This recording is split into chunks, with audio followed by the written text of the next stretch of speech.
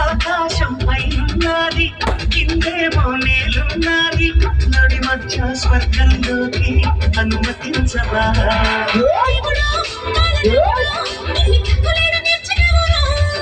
సిగమ్మిడి పూల చెల్లిడి మా తాత నాకు నేర్పినాడు ఓరి ఓరి ఓరి ఓరి ఓరి ఓరి ఓరి ఓరి